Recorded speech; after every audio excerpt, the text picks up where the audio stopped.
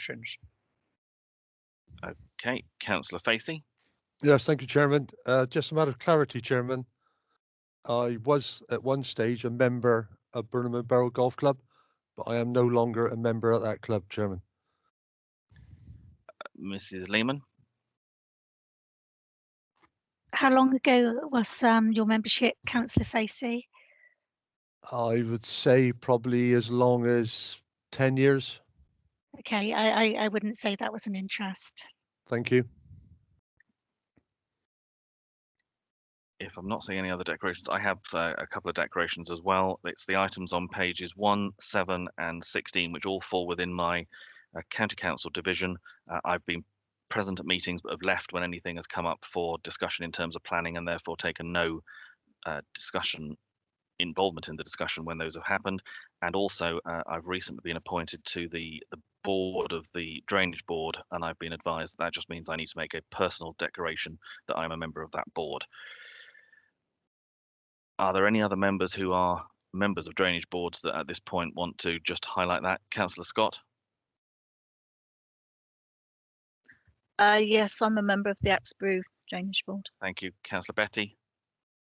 I'm a member of the Parrot Drainage Board. Thank you. Councillors Hendry? I sit on the Axbrew Drainage Board, Mr. Chairman. Thank you. Councillor Kingham? Yeah, I sit on the Parrot Drainage Board. And Councillor Pearce? And I'm on the Parrot Drainage Board too. Thank you very much. For members of the public, obviously, it's important that if there are any interest that members have in any of the applications before us today, that they are declared. Where you've heard today a personal interest, it means that the members may have some small amount of background knowledge or involvement with an application, but not to the level that it would actually prejudice their views. Where you've heard it declared, it's then recorded as such within the minutes, but they can remain in the meeting. They can debate the application and can vote on it. If it was a more serious interest in that it would be potentially prejudicial, then that would have meant that they would have to leave the room, take no part in the discussion, and not be involved in the vote. And where you've also heard declarations about non-predetermination, it is that the rule of this committee that basically members can be involved either at the town and parish level or at the district level. The danger is that there is a perception that if members have made a decision at the town and parish level, then they potentially would be predetermined when they came to this meeting. In other words, they would have already made their mind up before coming here. And to avoid that, members take the view that we will take no part at the town and parish meeting level, so that they are free to be involved at the district council level at this committee. That moves us on to the planning applications themselves today. The first one that we have before us is on page 1, which is St Christopher's Way, Burnham on Sea. And if I could ask, I believe it's Mrs. De Vries, you're presenting this today? Yes, thank you. Thank you.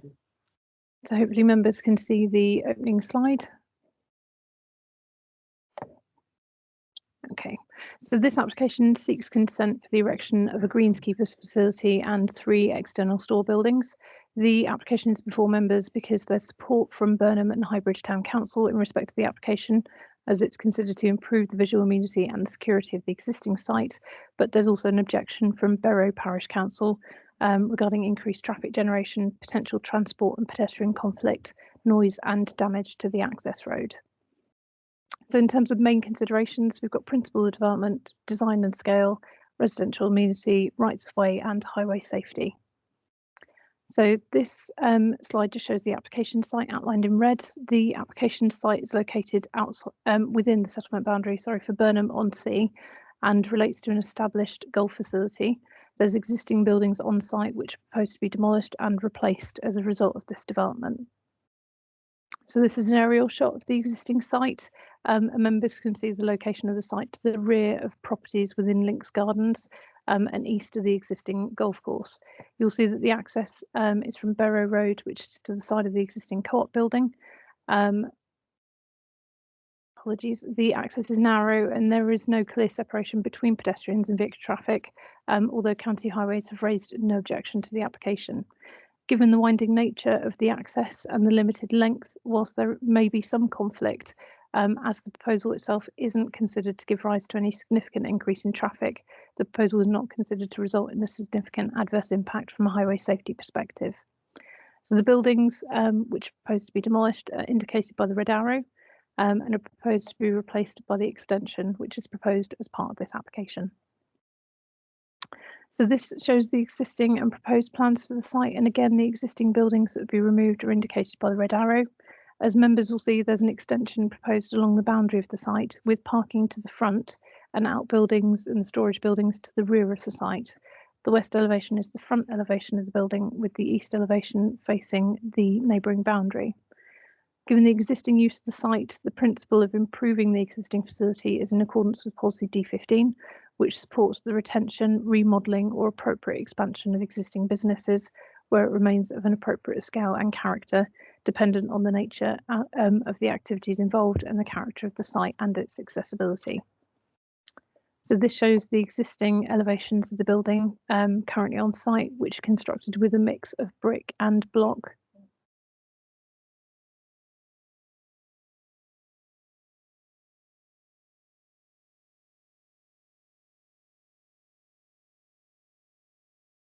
Okay, apologies. So this slide shows the existing elevations of the building currently on site, which is constructed with a mix of brick and block with corrugated roof panels, which will be shown in the following slides.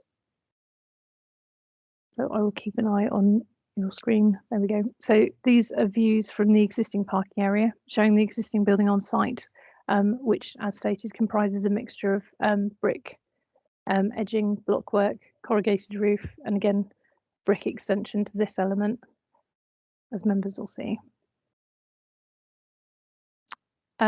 This is a wider view of the same area of the site, with the brick building indicated by the red arrow and the existing compound to the north of the building.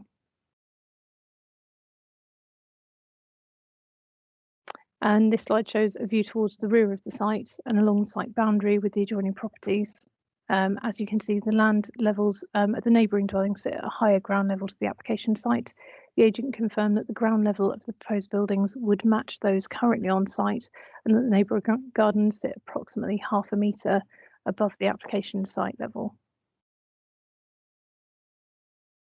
Okay, the proposed elevations are shown with the top being the front elevation that would face into the car park area.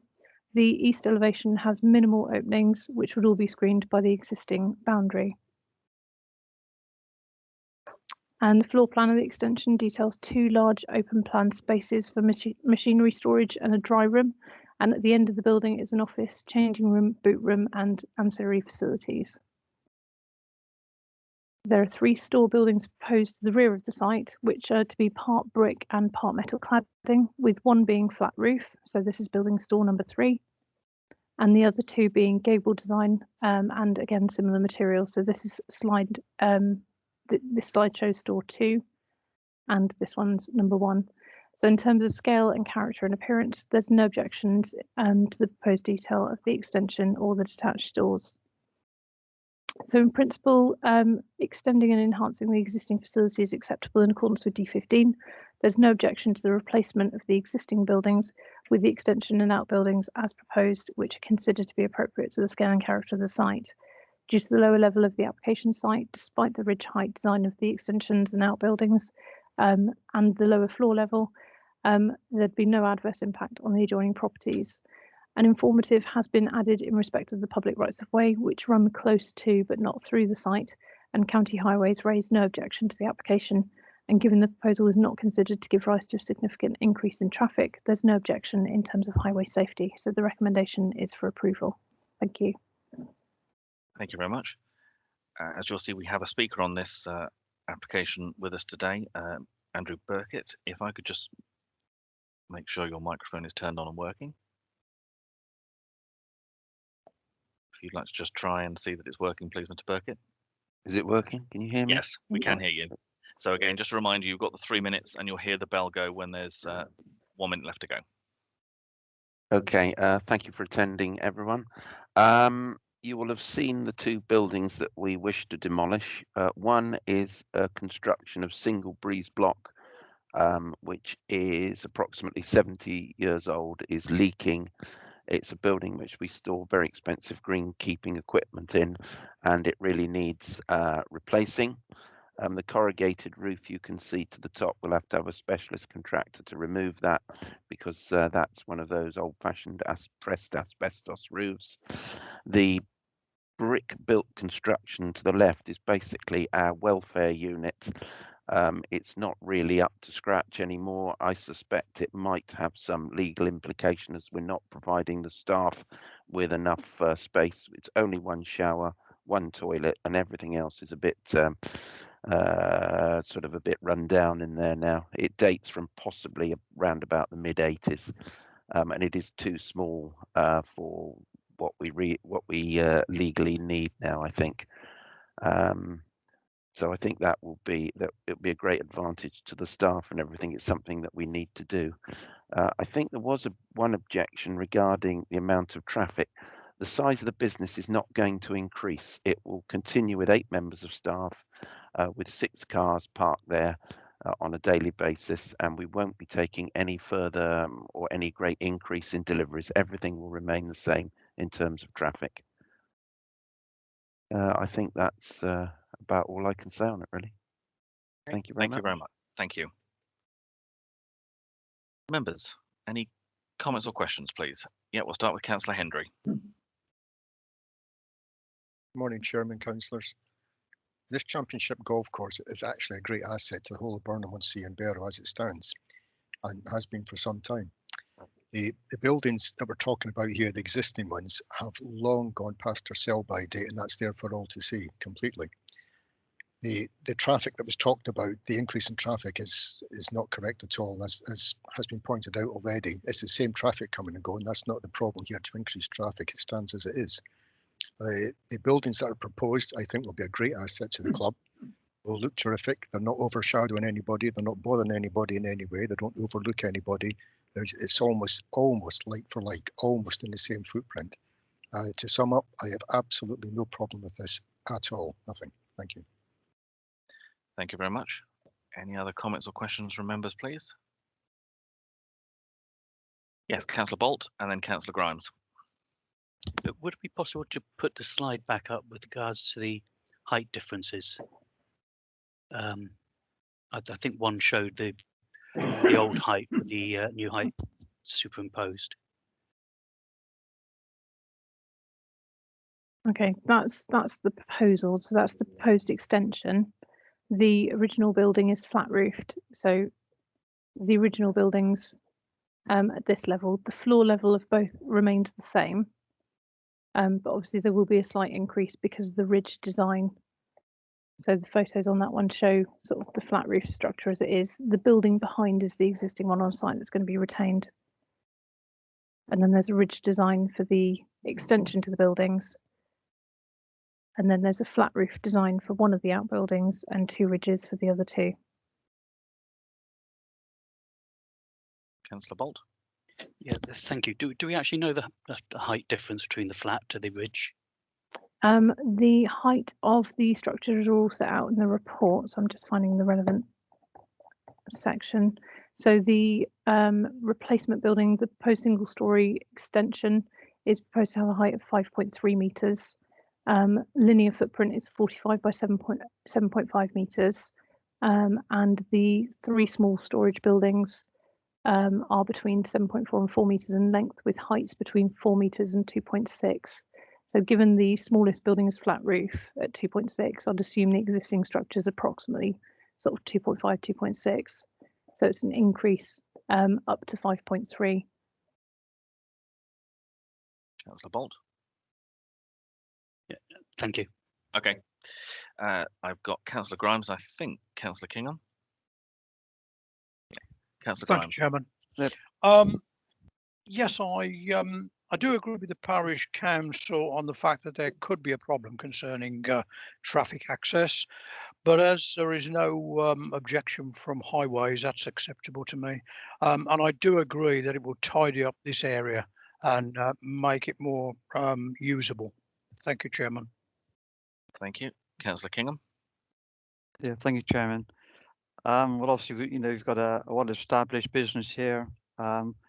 Staff facilities are not up to standard, and it's good to see that they want to provide decent facilities for their work staff. As I said, the access isn't a problem because they're not going to be employing any more people. It's just existing people. And as it stands, I don't have a problem with the application. I think it will be a big improvement. And I would like to move the recommendations, Chairman. Thank you. Are there any other comments or questions? I've got Councillor Bolt and then Councillor Hendry. I was just going to say I'd second that. Okay, and Councillor Hendry. No, it's absolutely fine, Mr. Chairman. Thank you. Okay, I'm not seeing anyone else indicating. So we have a recommendation to grant permission which has been moved and seconded. All those in favour, please show. Yep, I would agree with that. That is unanimous. Yep, so that is clearly carried. So permission is granted. All members voted in support. Thank you very much.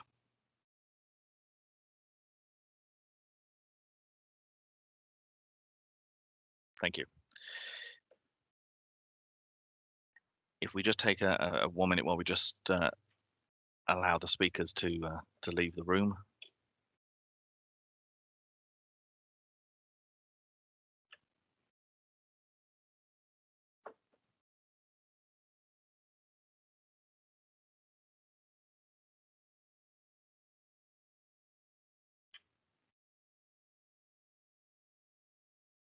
Say, Bill, you look as if you're in a pizza shop.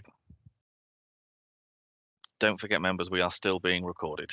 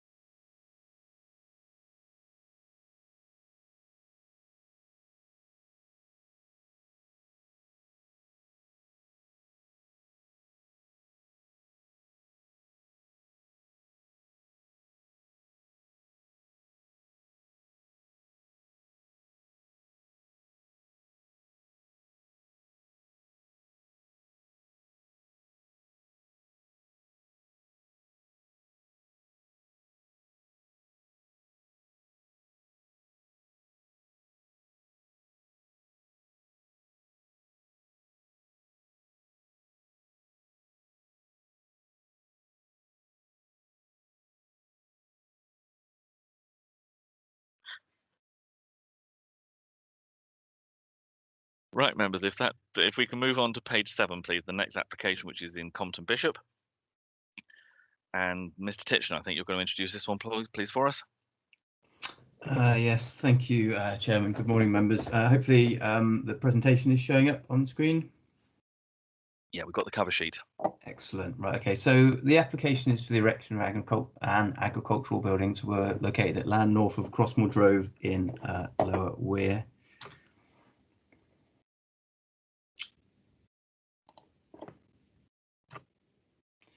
So just to orient members, so this is the A38 running up through the sort of northern part of the district. So the application site is located just off to the east side, off of a sort of a track that comes down through to here. So we're just sort of to the southwest of Axbridge, just to the southeast of Cross, and just not far from Weir itself. So this is the application site in a bit more detail. So the track that comes down off Crossmoor Drove is into here and into the site. This aerial photo's slightly out of date. It's not been updated since there's another building located on the north side of this, which we'll see shortly in some of the site photos. So this is the location plan, just showing the 2 buildings that are already there, already consented, and the proposal is for a further building to be added on the north side of this existing agricultural building here. So it's again, it's to be a general purpose agricultural building. It's a sort of standard steel portal frame building, 30 meters by 15, very similar in design and appearance, and so proportions to those that are currently there on site. It's going to be sort of positioned so it's sort of adjoining the existing building that's been erected, though slightly staggered, but will attach onto here. And as you see from some of the site photos, this building here, whilst the frame sort of roof is up, isn't fully enclosed yet.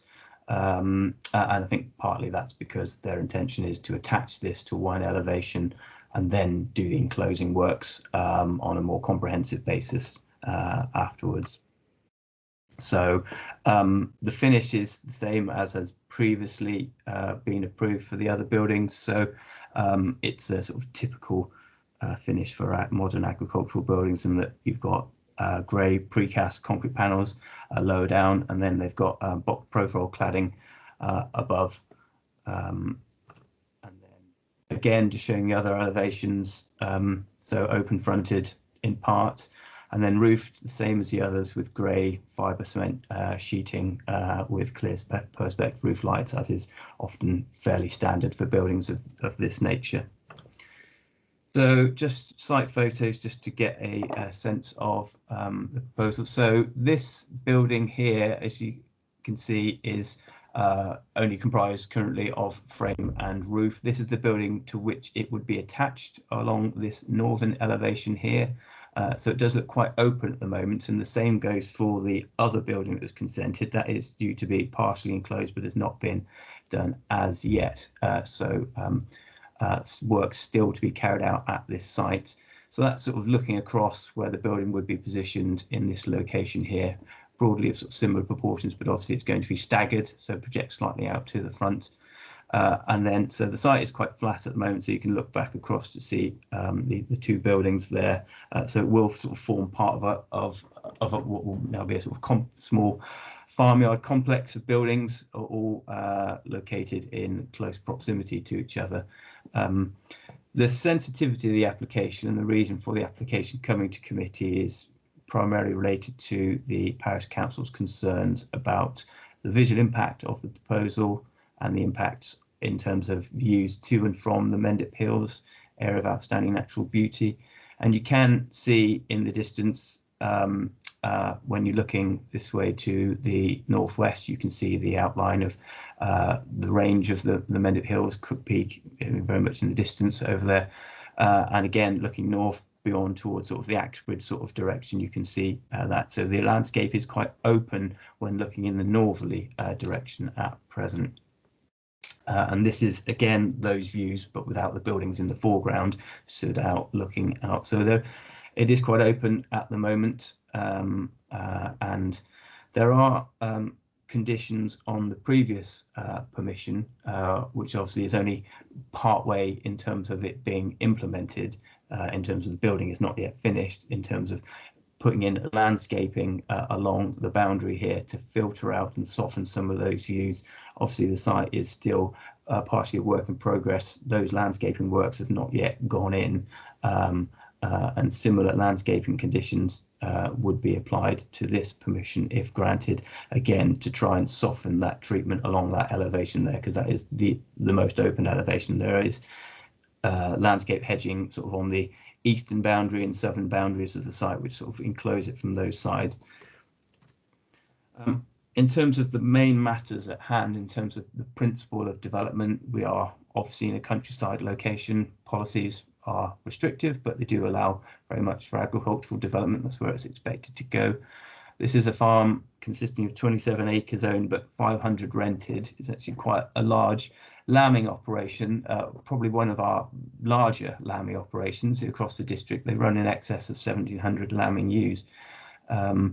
We've previously granted the building for winter housing and for lambing and for storage of hay and machinery. The applicants have sort of stated that wet winters of the 2019-2020 year meant that they struggled to find enough winter sheep grazing, and the proposal for the additional building is to be used so that they can have greater storage space for winter housing of livestock.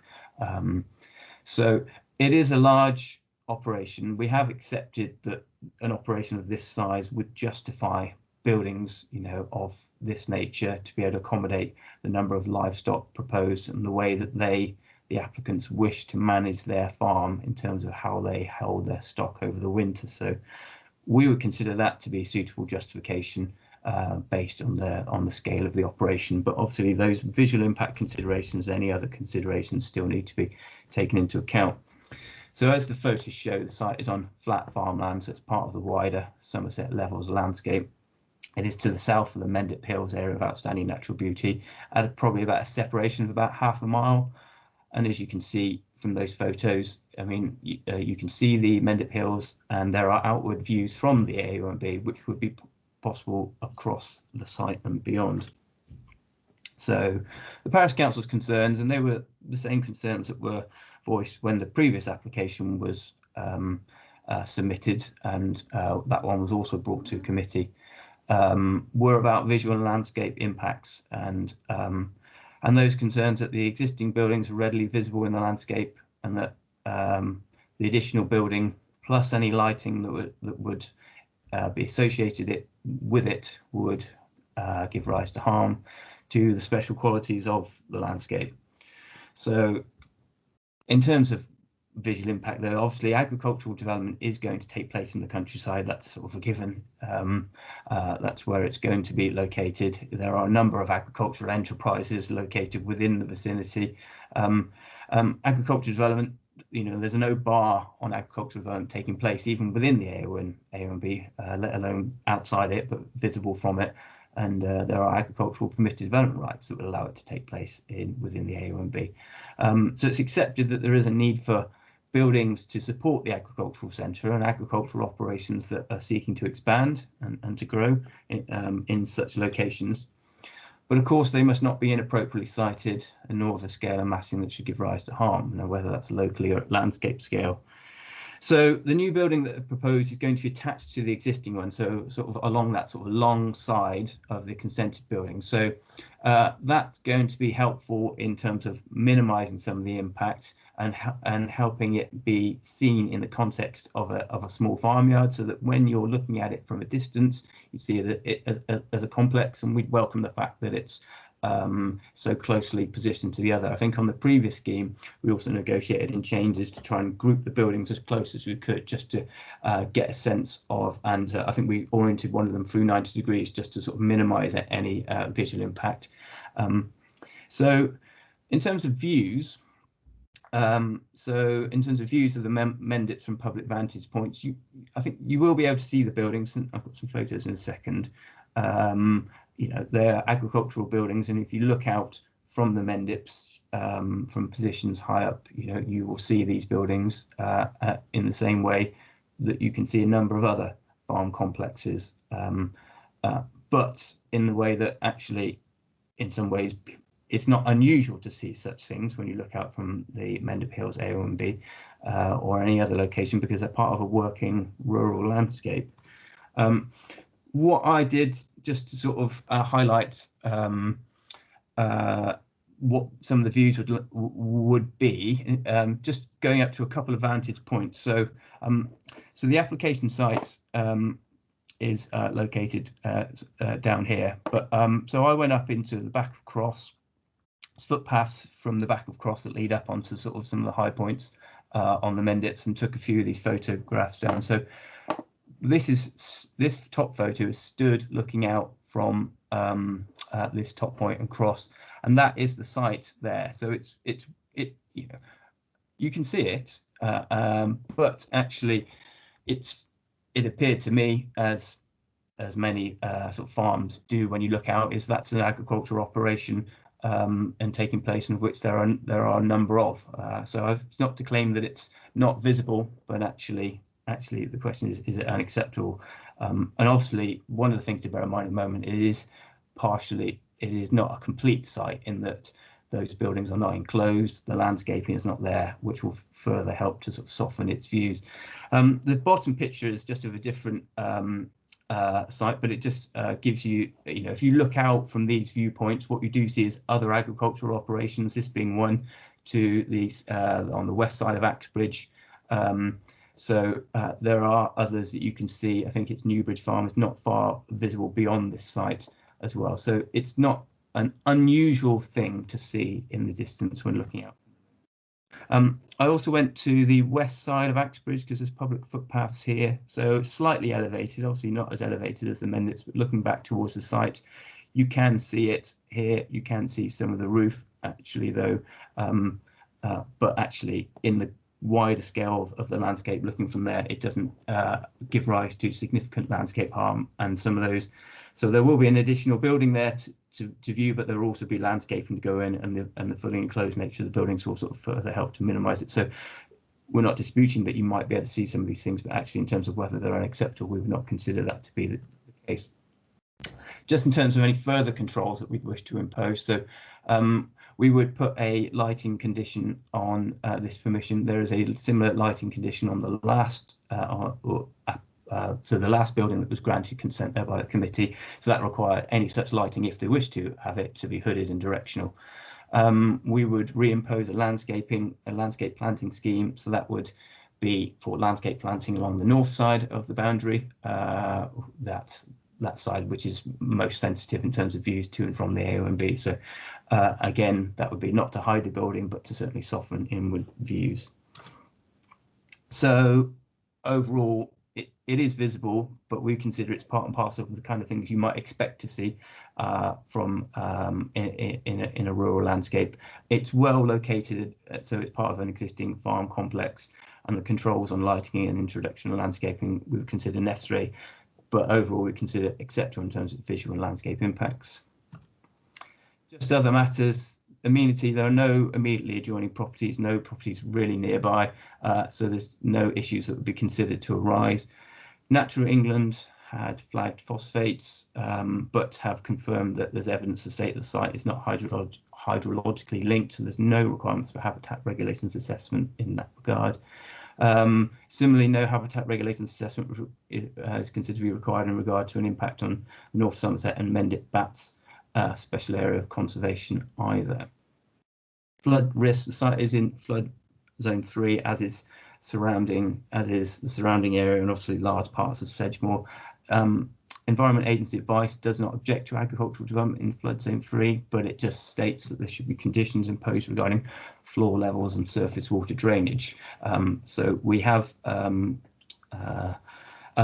surface water drainage scheme that was submitted, and which was basically setting out about drainage ditches, but at restricted rates. So there are conditions on the permission about floor levels and about the implementation of the surface water drainage scheme to secure those.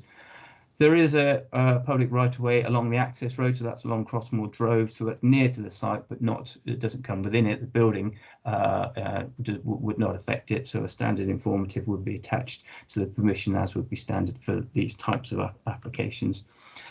Just before the summary, there was one update. The Parish Council had emailed in, I don't believe they're attending to speak today, but they had requested that they would like members to visit the site before making any decision. Our recommendation, though, is that it's considered that the proposal would be appropriate development. We think there are no issues which cannot be satisfactorily addressed via conditions, and therefore our recommendation is to grant planning permission. Thank you. Thank you very much. As members will see, we've got a speaker who's registered. Mr. Stone, if I could just ask you to turn on your microphone. Good morning, can you hear me? Yes, we can. Thank you very much. Just to remind you, as you know, you've got the 3 minutes, and you'll hear the bell when there's 1 minute left to go. Okay. Good morning, Chairman, members of the committee. The applicant has asked me to speak on his behalf today in support of the plan application before you. The applicant and his family keep and run in excess of 1,700 breeding ewes, and they run it as a family business. In the last couple of years, due to the very wet winters we have experienced, they have struggled to find enough winter sheepkeep to graze their sheep during the winter period. He has now also lost another potential block of land, so is hoping to erect this other agricultural building to help house his sheep during the winter period, as per the information submitted to the council. Last winter, the applicant had to house some of his sheep indoors and outdoors in a yard but for animal welfare purposes, this isn't best practice. They're better to be all undercover. He's therefore hoping to erect this additional building to provide further indoor space to house his ewes for animal welfare purposes. We feel the planning officer has described the application in great detail, and we do not propose to repeat his comments. We can confirm the applicant is happy to work with the council to agree an appropriate landscape condition to help mitigate the effect of the building. We've also agreed to keep the floor level the same as the ground level as per the Environment Agency's request. The applicant, again, is happy to agree that no external lighting is provided without discussions with the planners. We therefore feel the application meets with local and national planning policy, and we therefore ask you to support the application before you today. Thank you for your time. Thank you very much. If I come to members for comments and questions, I've got Councillors Kingham and Revens have indicated. So we'll start with Councillor Kingham. Yeah, thank you, Chairman. This is the third application I've attended for a proposal on this site. Each time I've made comments regarding the colour of the roof. We very regularly go to the top of Axbridge and look out over the Somerset levels, and these two buildings they have at present are quite dominant because you look down and you see a massive white roof, and now they want to put a third one, which would be another white roof, and it is in an area of outstanding beauty. And to put these three big white roofs down on the levels, I think is a shame. I'm not against farmers expanding their business, and obviously they need the space to house their livestock, but it just seems a shame that we couldn't have had some form of coloured roofing rather than the white sheeting. So at the moment I'm sort of for it in one way but against it in another, but I'll wait for further comment. Thank you, Ms. Titchener. Did you want to comment on the provision of the roof colour? Yeah, I mean, certainly so it's a grey fibre cement sheet, so I mean it is a lighter sort of tone, and as you could see from the photographs, it is a slightly lighter tone. I mean, we did make inquiries with the applicant about that choice of roofing material. The understanding is that the grey fibre cement sheets have a much longer lifespan than the coloured metal profile sheeting that would be proposed. Obviously, the ones that are there have already got the grey fibre cement sheet. I mean, it's come in with that. There are already those two buildings there with the sort of the slightly lighter tone. I think if it was something that members felt really strongly about, it is something that you know that you could issue an approval, but with a condition to say, notwithstanding the details submitted for the roofing material, that would need to be subsequently agreed via conditions. So we could seek to achieve a different roofing material if that was something that was considered to be something that could make the development acceptable otherwise. So it's certainly a possibility for members to consider. Thank you very much. Councillor Revens.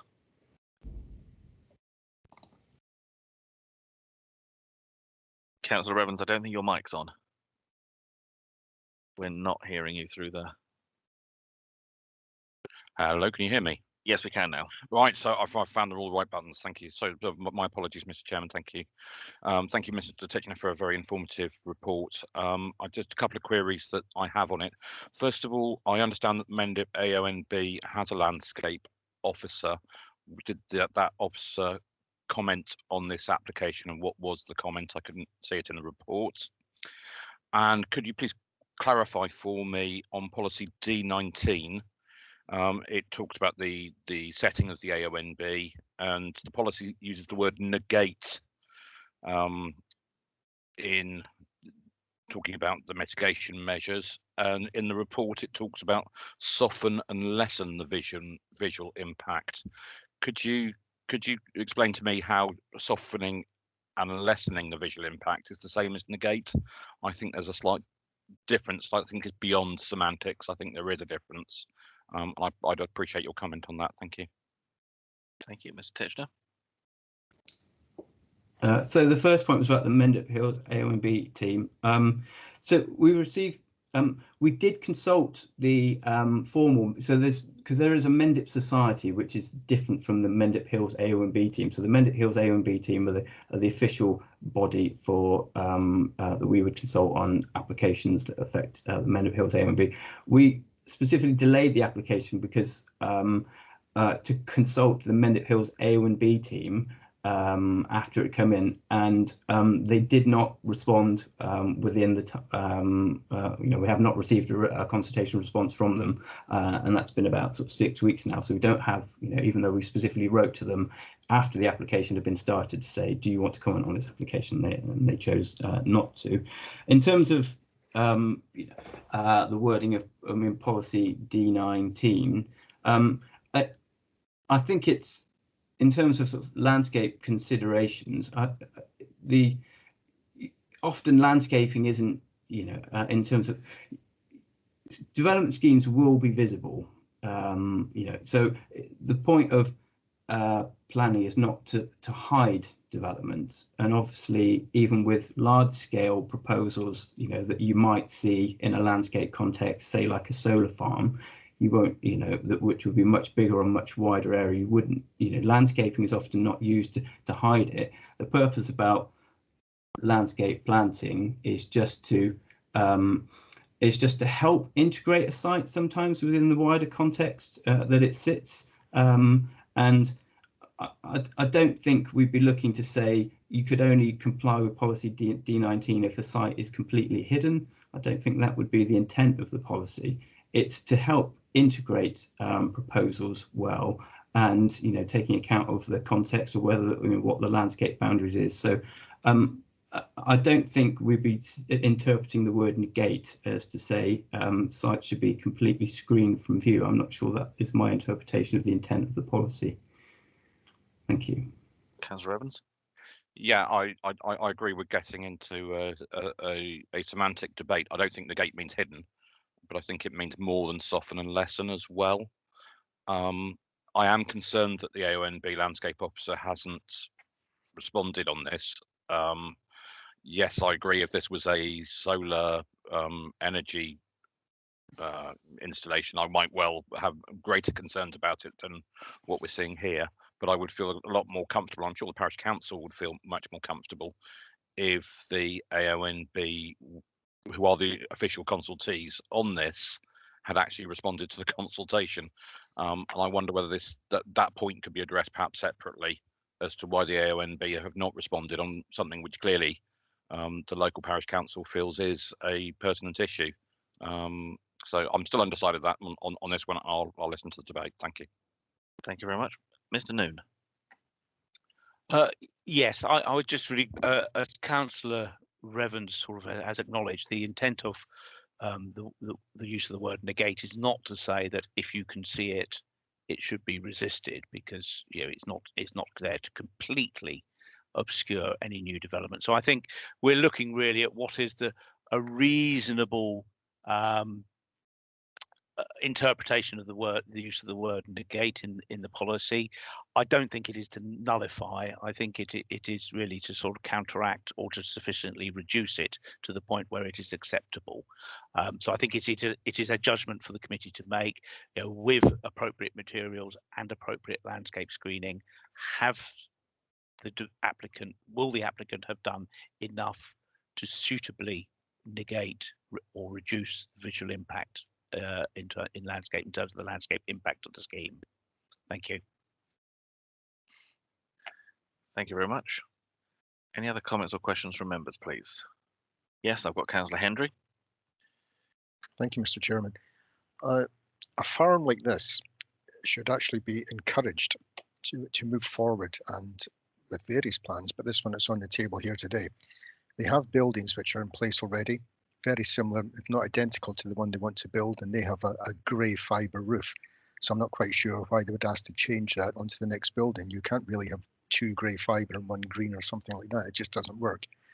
They're so far from any other habitation houses, etc. That yes, you could probably see them away in the distance, but it's just not enough to cause a problem at any time. It's, as I go back to say, it's a very big working farm at that, with obviously lambing ewes, etc. This kind of stuff.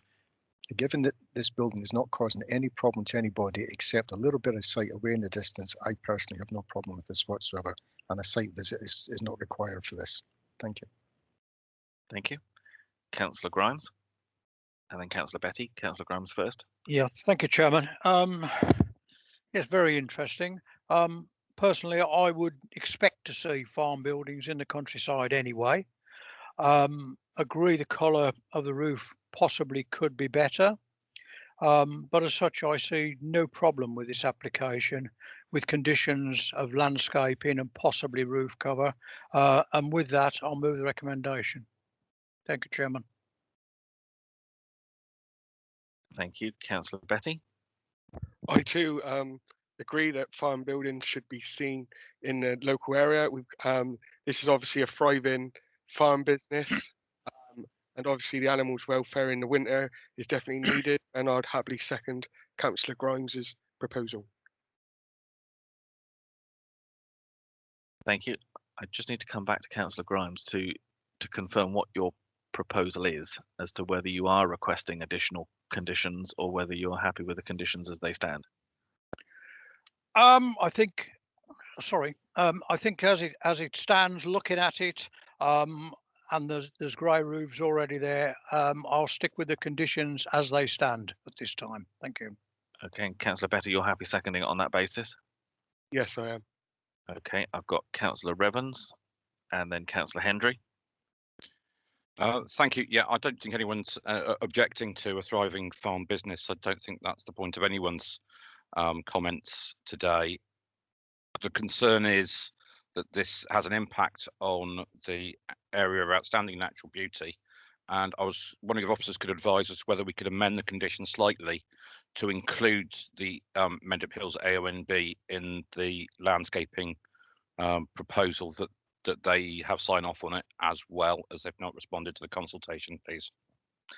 I'll come to Mrs. De Vries on that. Thank you. In terms of potential harm on the OMB, I think Mr. Titner set out quite a good presentation in terms of wider view, so members have seen it up close and from the wider viewpoint. So it's been quite well shown in terms of where it is visible from.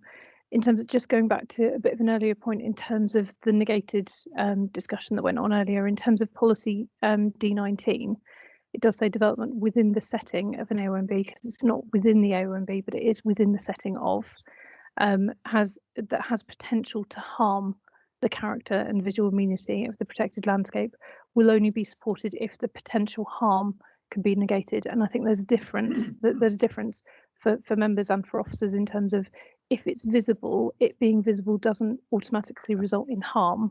And so actually the point of negation is for if it's known to harm the visual amenity of the surrounding OMB, then is it appropriate for mitigation measures? So as it is visible, yes. With the conditions and landscaping proposed, we're satisfied that wasn't going to result in any harm, and therefore there's no harm to be negated through the policy. So we're quite happy in terms of D19 being complied with, subject to the conditions. We can extend the discharge of condition consultation to the landscape officers within the OMB if it's members' wish. We do have an 8-week statutory period to sign them off for. So if we don't get a response back from them, and if our internal landscape officer is satisfied, we would be signing them off on that basis. So we can extend the invite to comment to the OMB, but we do have 8 weeks to turn it around. Thank you very much. I've got Councillor Hendry and then Councillor Kingham. Councillor Hendry. Thank you, Mr. Chairman. I'm just slightly unclear on something Councillor Tony Grimes put forward, and it was seconded by Auntie Betty. Are we saying that they're happy to move the motion, the recommendation, and when he said with conditions about the roof, is that to say we're happy to accept the grey roof, or he wants a condition to make it a different colour? Which? No, he was accepting the current the conditions as outlined in your report. That was as not proposed. That was not including the condition on the extra condition on the roof. No, that's absolutely fine. Thank you. Thank you. Okay. Councillor Kingham. Yeah, thank you, Chairman. Yeah, I'm not against expansion of agriculture. I think we should support these farmers today. That's not an easy life, but this is the third application for a barn in that area, and each time I've made suggestions that we should have a colour the roof down to make it blend in a bit better. And again, this is the third one, and we're going to get a fourth one, which will increase it even more. So it goes on. So not entirely happy with it at the moment, but we have to move on. Thank you. If I could just come back to the proposer and seconder, obviously a suggestion was made by Councillor Revens about the extension of the consultation with the AONB landscape officer. Is that something you would want to build into your proposal? I think that would be acceptable. I don't see too much of an issue with that. So I would be happy to include that. And Councillor Betty, just to confirm that you're happy with that as an update to the proposal you've seconded? So I'm happy with that. Okay. In which case I'm not seeing any further comments, so we have a recommendation that's been moved and seconded to grant permission with the conditions on the report, with the addition of the consultation with the AONB landscape officer in terms of the landscaping scheme that is subsequently submitted. So those in favour of that recommendation, please show.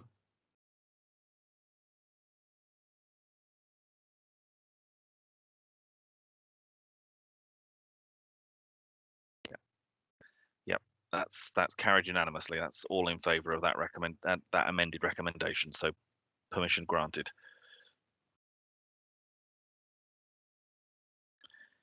And if we just wait for a moment while we get Councillor Scott back into the room.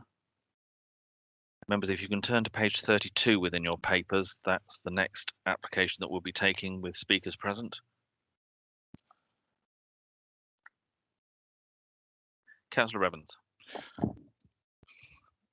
Thank you. I wonder whether I might just comment about the AONB's lack of response. Now we've got Councillor Scott back in the room, who I believe is on the AONB committee, just to request that we raise this with them, that it's very difficult for us to be able to interpret things if we don't get consultation responses from them, and to ask that they address that in their internal processes, please.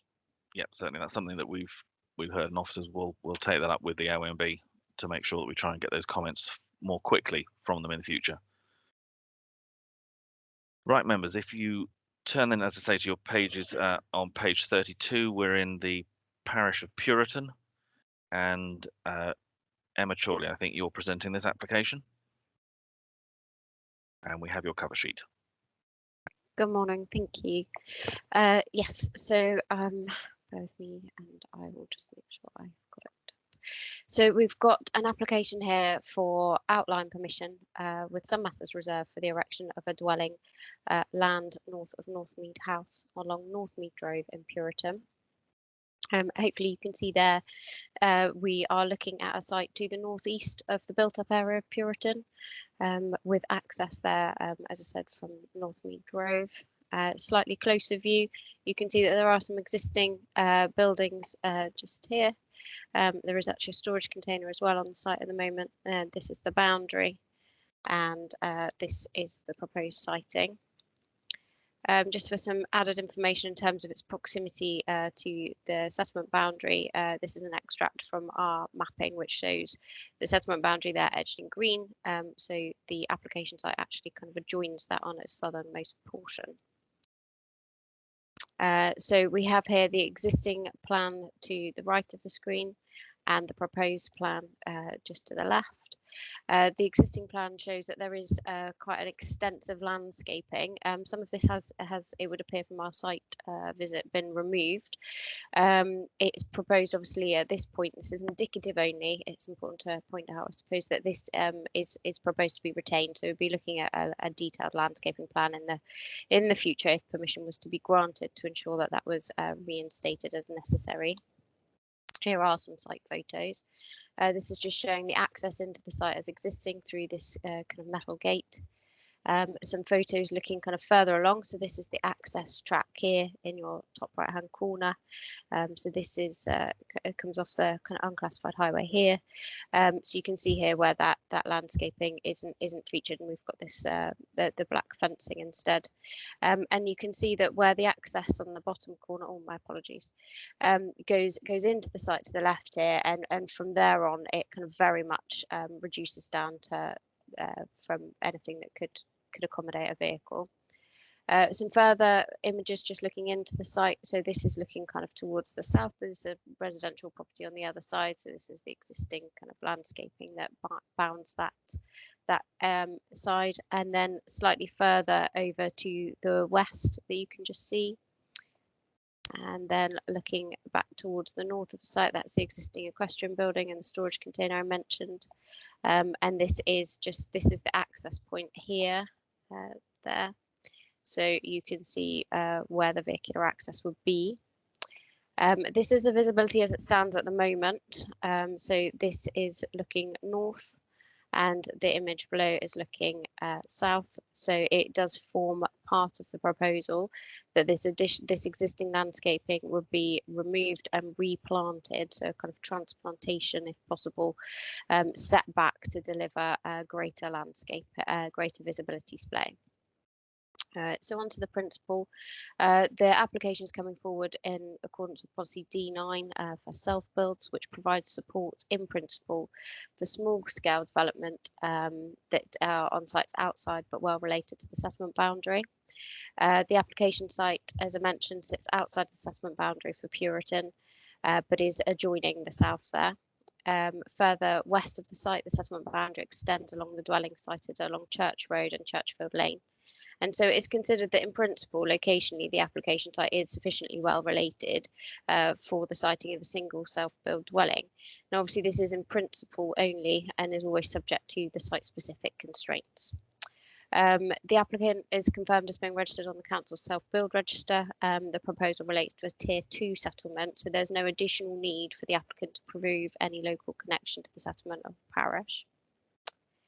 In terms of the size, scale and design, it is outline only. As I mentioned, the site plan that is proposed is indicative only, but it is considered as sufficient self-build for a single dwelling of the size and scale as proposed to be sited there.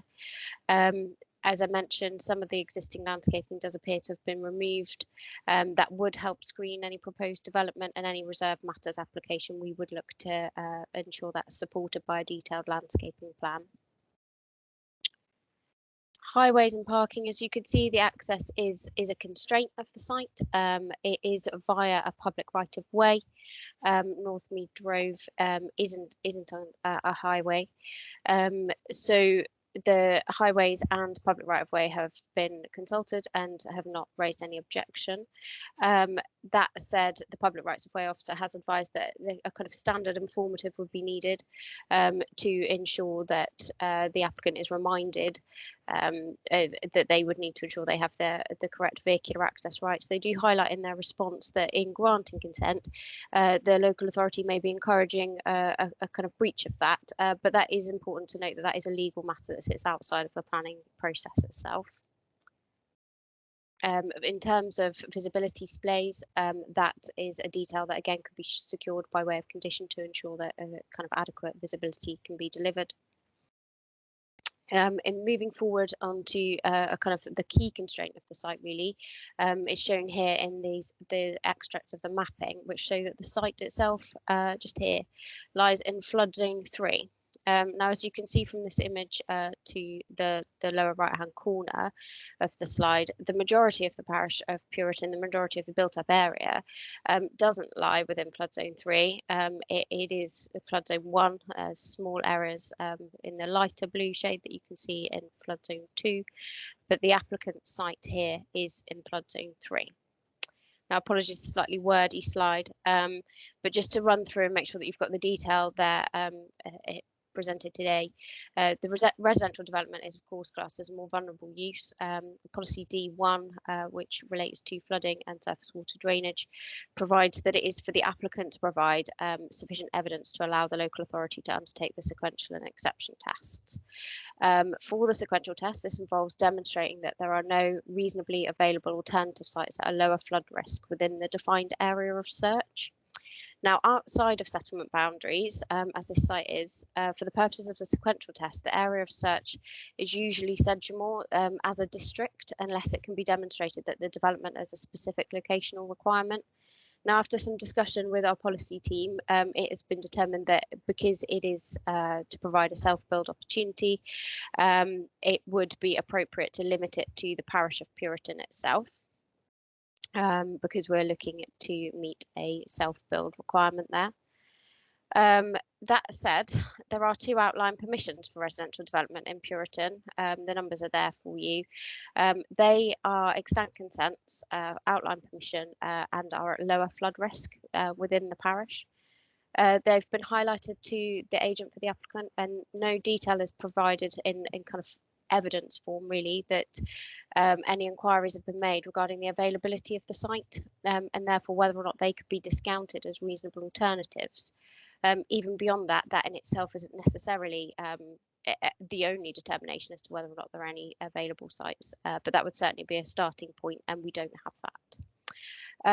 At this point, therefore, unfortunately, our view is that there isn't sufficient information submitted as part of the application to be able to demonstrate that the sequential test has been passed, and therefore the proposal fails to ensure that the development is directed in areas least at risk of flooding, as required by policy D1 of our local plan.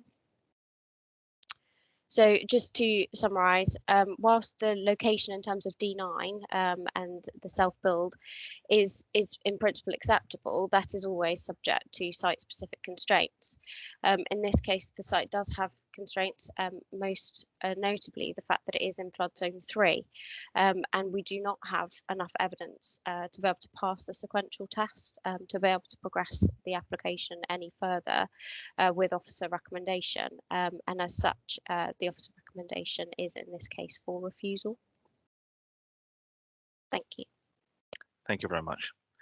As you'll see, members, we have 2 speakers on this application. The first is the Ward Councillor, Councillor Healy. Could you just turn your microphone on, Councillor Healy, and just confirm that it's working for us, please? Yes, Chairman Mark Healy. Hope you can hear me. Yes, we certainly can. So again, just to remind you, Councillor Healy, you've got the 3 minutes to address the committee, and you'll hear the bell go when there's 1 minute left to go. So please start when you're ready. Thank you, Chairman. Members, as you know, I have total respect for this committee and the way you view each case on its merits. And as you know, I will only appear before you when I feel that there is justification to do so.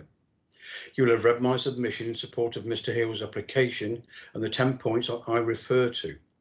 Chairman, you're going to be delighted to hear that hopefully I will not try to duplicate what has already been said. The applicant has received positive response from the planning officer suggesting the site was acceptable in principle. Furthermore, Chairman, if it helps the committee, I was at the Parish Council meeting when this application was discussed. There was a debate on tree planting, the turning circle, but in the general consensus of opinion of the Parish Council was that they would support the application with minor caveats, which clearly I would endorse. I don't know whether the committee is aware that there was 2 dwellings on this parcel of land a number of years ago. So in my layman's terms, you could argue that a precedent had already been set. I would say that I've known Mr. Heal and his family members for some years as a fellow villager, but I hasten to add, Chairman, not as a friend. I know him to be an honest person who wishes with his family to remain in a village that he and his family have embraced for a long period of time, and is a valued member of the community where his family resides. I feel qualified as the district and county councillor to say that, to my knowledge, and residing in Puriton for some 30 years, this is the only parcel of land that is currently available within the Curtilage for a self-build project. At this point, Chairman, I may draw the committee's attention to the current government thinking, of course. A government who openly encourages more people to build their own homes within the area they live in. People like the Heel family are the future lifeblood of our rural way of life and should be encouraged to build a sustainable home to be able to live their lives with their young family and help support local businesses and contributing to the stability of rurality. Therefore, Chairman and members of the committee, I look forward to you favourably looking at this particular application. Thank you for your indulgence, Chairman. Thank you very much. Right, we can come to Mr. Heel, and hopefully if we can get your microphone turned on, and if you could just confirm it's working for us, please. Can you hear me? Yes, we can. That's excellent. So again, start when you're ready, and you'll hear the bell when you've got a minute left. Start, please. Thank you, Chairman. This is a planning application for a home which I intend to build and reside in for many years. I'm a resident of Puriton and have lived in the village for 27 years. Our children went to the village school and I now have my grandson as a pupil there. We currently live in Rowlands Rise, Puriton, and due to growing family needs, we want to build a new family home on this site, which we have owned for 15 years. I have a strong local connection with the village and have done so for many years. I also employ people from the village. It is our intention to live in this new dwelling for many years and have it as our family home. By way of background, we made a pre-application inquiry to Sedgemoor in January 2020 in order to see whether or not this was worth going forward with. We received a broadly positive response. We were therefore surprised that when we made the first application that there was a problem about flooding. We resubmitted this application to try and overcome the concerns of the council. What I do not understand why we are being told that there are 2 planning approvals within the village that count towards self-build when application 42200009 land at Primrose Cottage, Wolverhampton Road, was supposedly self-build, but the council failed to put a condition on that planning approval to make sure it is self-build. There is nothing that the council could do to stop any of those houses being sold on the open market. I don't think this is fair, as I'm applying for a self-build home on land that I own, and from what I can see, everything is acceptable except the matter of flooding. No objections have been received to this proposal. According to your report, the Environment Agency haven't commented, and the flood risk assessment which we had undertaken shows that the proposal will be safe in the unlikely event the site does flood. I don't understand why I should be asked to look at alternative sites which are not self-build, as there is no restriction on them. I own this site, it is the only plot available to us, and we really want to be able to remain within the village. We do not intend on this being a development site, it is to be our home. We are genuine local residents with long-standing connections to the village, and we want to fulfil our dream and build a family home for ourselves in Puriton. If you grant planning permission, we will ensure that the design of the house is sympathetic to the village and the surrounding area. To conclude, this is a house which I propose to live in, not to sell on or use as a development opportunity. I am undertaking nothing which hasn't already been considered acceptable by this council elsewhere in the village. I would like to thank the committee for your time and hope that you find yourselves able to grant the planning permission for my proposal. Thank you. Thank you very much. Before I come to members, if I could come back to either Mrs. Chorley or Mrs. De Vries in terms of the issues raised about the pre-app and alternative sites, which are obviously key to whether this site potentially is sequential. I wonder if there's anything you could inform the committee on. I don't know who wants to go first. I can start, and then Thank you. Dawn, if you want to add anything, then by all means. In terms of pre-application advice, yes, pre-application advice was given and confirmed, as we've set out today, that in principle the site is acceptable in terms of its locational arrangement to the settlement boundary of Puriton, but that is subject to site-specific constraints which were set out at pre-app, and that includes that the site is in flood zone 3. I note what the applicant says in terms of there being dwellings there previously, but obviously it is an established equestrian site at this time. There are no dwellings there at the moment. And similarly, in terms of the land being the only land within their ownership, that's noted, but unfortunately that isn't reasonable to limit the search area solely to the land within the ownership and control of the applicant. As mentioned, it would be appropriate to limit it to the parish it's considered, but it would not further or not below that, unfortunately. Thank you. Mrs. De Vries, in terms of the alternate sites, if they are not purely for self-build, how does that affect the recommendations?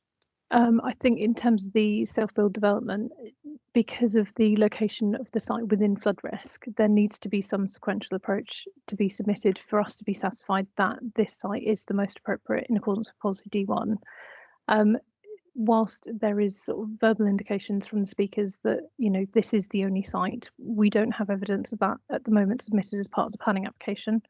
There are alternative consents, and whilst there may be a reason why they could be discounted if they haven't been requested, then they're not necessarily not available until they've made the request. Alternatively, it doesn't need to be a site with consent, it just needs to be a site that is available for development. But until you've gone through that exercise, you can't discount any of those sites to then conclude that a site in flood zone 3 would be the most sustainable. But it is a requirement of policy D1 for flood risk. I think the indication from pre-app is that, as you know, in principle, there is support for a self-build development, but it is always subject to site restrictions. And in flood zone 3, it's not that the answer is no, but you need to demonstrate that this site is the best site by going through the sequential test. And without going through that, it's very difficult to support a site in flood zone 3 prior to demonstrating that this site is the best site for development. So at the moment, the officer recommendation, unfortunately, is that we don't have that evidence to support this application at this time. Thank you. Members, any comments or questions? Yes, Councillor Hendry, we'll start with. Thank you, committee. Thank you, Chairman. I'm not going to trawl over all the fine points put over by the case officer and all this good stuff. The two speakers have brought forward a lot of good points. Councillor Mark Healy, local knowledge in particular. Two questions to the case officer first and foremost. Has that land actually been flooded in the past, and if so, how long ago? Flood zone 3, we've actually passed things here in this very room to build on the flood zone 3.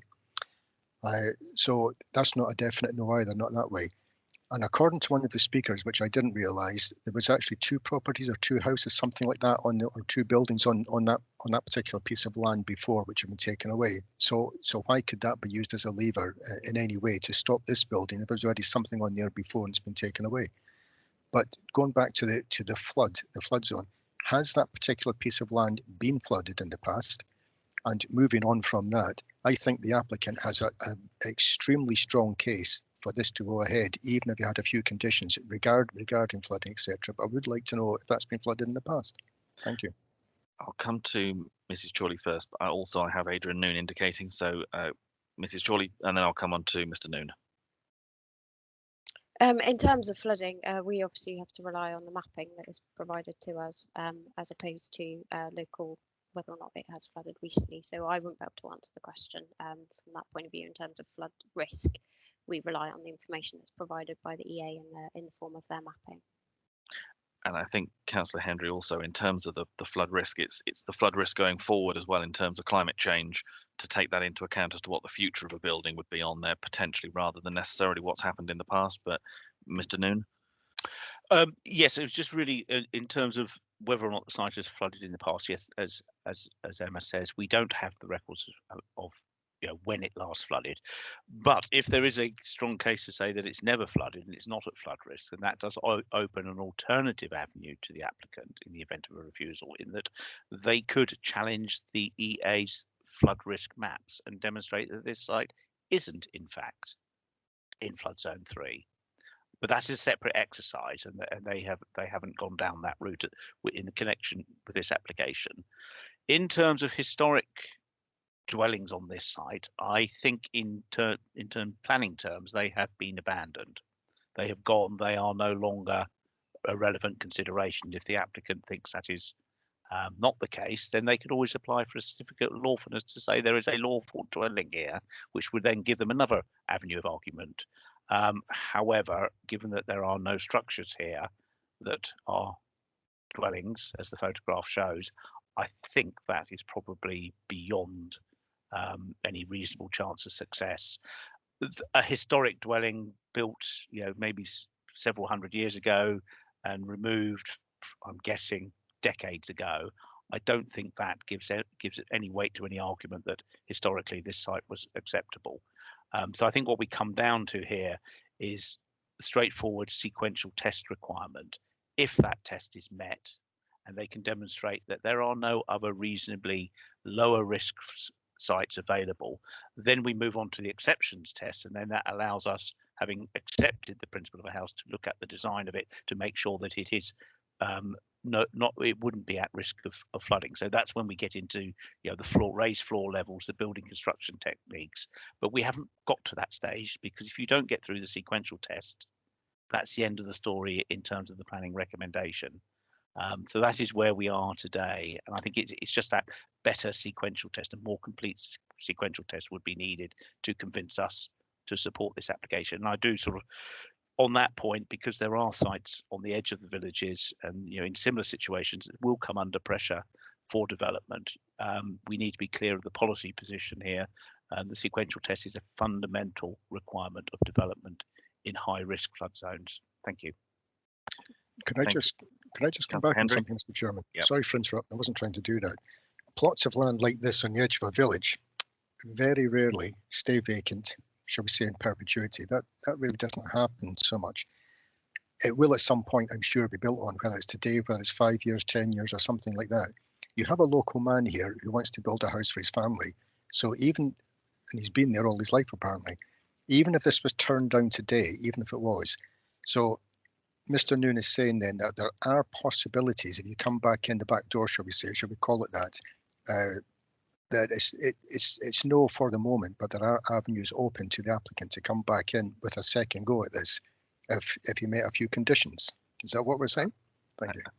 I think, without trying to put words in Mr. Noon's mouth, it was that there might be other approaches that could be attempted, but there's no guarantee that those approaches themselves would be any more successful. It's other things that the applicant could try and prove. Okay. But again, there is no guarantee that would be the case. So for example, the abandonment of the land as a property, as was said, you could try and go for a certificate of lawfulness to say there is the use there, but looking at the pictures, it's going to be a very difficult thing to prove that those properties that may or may not have been there in the past are still there and relevant, because it looks like they've been done away with. Long gone. I've got Councillor Revens next. So Councillor Revens and then Councillor Betty. Thank you very much, Mr. Chairman. As far as I'm reading the sequential test, it's asking whether there are alternatives that are reasonably available. Am I reading that correctly? And if the applicants demonstrate that 42.18.24 and 42.29 aren't reasonably available, then they meet the sequential test. If I may, Chairman. Yeah, Mr. Noon. Yeah, I think the sequential test has to look at all sites. It's not just sites with planning permission. Obviously, in this instance, there being 2 sites with planning permission, that would be the starting point of the sequential test. But we would also expect other sites that, as with this one, meet the locational requirements for being well related to the settlement boundary, that could accommodate a dwelling. We need sort of evidence to show that those are not available for self-build opportunities. So I think it is that sort of complete sequential test that we need, rather than just looking at the 2 sites that have got permission. That's unfortunately oversimplifying the requirement. Thank you. And in which case we get back to semantics again on what is reasonably available, because yes, anything could be technically possible or feasible, but we're looking at reasonably available as being the test there. So what advice would you give to someone looking for a self-build plot in Puriton as to what would be reasonably available? What other sequential tests that I've seen would identify sites that meet the locational requirements, and then they would be addressed in terms of their availability, sort of by conversations with the applicant, with the owners, with local land agents who would identify what sites are available, and then they are sort of considered one by one in a sequential test, and an explanation given as to why they're not available. So there are other sequential tests that we have been done, and we could certainly go through that with the applicant and sort of give them an idea of what the process looks like. Okay, so what you're describing to me is it sounds like there's a piece of paper missing from this application. It's supporting evidence. That's correct. Yes. It's not just a piece of paper. Obviously, it has to be a meaningful test with some evidence as to why sites have been rejected. But yes, it is a supporting document. Yes, so sorry, I didn't mean just any old piece of paper. I actually meant one with the evidence on it. Yes. If I can just expand on that just Please a do. little. So in terms of the exception test, what we would expect to see in the lightest touch version would be a review of estate agents in terms of current plots that are on the market within or at the edge of Puriton. So it's current sites being marketed that are available on the market for people to buy, and then you would compare those against this site. So unfortunately, I think this site is being promoted because it's already within the applicant's ownership. That isn't part of the test. Whether you already own the site or not doesn't actually hold any weight in the test. So for a policy perspective, it's what sites are currently available on the market that are reasonably priced to enable you to develop it as you would wish, that are well related either within Puriton or on the very edges of Puriton, similar to this site, and then what the level of flood risk is of that site. So if there is an alternative site that's currently on the market on the edge of Puriton in flood zone 2 rather than 3, that will still be sequentially preferable to this site because this site's 3. If you've got a similar site on the edge of Puriton currently on the market in flood zone 1, again, that one will be more preferable, but each of them will have to look at the site constraint. So it could be that the site in flood zone 1 has a really awful access and would result in a really difficult highway safety issue, in which case that then gets taken out of the sequential search. So at the start of it, it's a review of sites currently on the market. If there's a site that has consent, but is not on the market, then we would encourage an approach to the applicant because clearly there are intentions to develop and move that site forward. But until you've gone through the steps of saying this site's at lower risk, but it's not available because that site's at lower risk, but the access is horrendous. So therefore, at the end of it, this site becomes the preferred site, the sequentially chosen site, notwithstanding the flood risk. So once we get to the point where we can rule out the fact that there aren't any other lower risk sites, this site then comes on the market as a potential viability, but is then having to be designed to minimise the flood risk for any future occupier. But until they undertake that process, we are in conflict with D1 because it is a site in flood zone 3, which is a high flood risk. And the majority of Puriton and the outskirts of Puriton is not in flood zone 3. So within the area that you would search for, there's a very, very big chunk of sites that could be sequentially preferable to this one. Councillor Evans, do you want to come back at all? Sorry, I was just trying to unmute myself as I was muted by external forces earlier. Is it possible for us to propose a deferral pending the receipt of such a review of alternative reasonably available sites to meet the sequential tests under D1/D9? Mrs. DeVries? Yes, that's the information we have previously requested from the applicant, but haven't unfortunately been provided to date, which is why it's before members. But if members were minded to defer it, you could defer it for a number of cycles to give the applicant time to get the information together to put before officers. If officers are satisfied with it, given that this is the reason for refusal, it could then end up being a delegated approval. But obviously within the time frame you give them, if the information isn't adequate or doesn't address officers' concerns, then it'll be back before members. May I propose that recommendation? And could I have advice on what's a reasonable number of cycles, please? 3? I would probably suggest 3, because if you look at time for drafting the committee report, we'd need probably the information within a month to be able to have a look at and review in time to get it back in 3 cycles. Okay, so moved. So that would be on the basis of up to 3 cycles. So obviously, if it moved forward more quickly, then we can deal with it more quickly. Yep. Okay. Councillor, I've got 4 councillors wishing to speak. Councillors Betty, Pearce, Hendry, and Grimes. So Councillor Betty. I just had questions about the why we'd be looking at the other two plans that were mentioned earlier about the safe builds. Surely if they were put through as self builds earlier, there'd be someone in the village that would already be wanting to build them and have them. So I don't understand why we'll be saying that these would be readily available to Mr. Hill.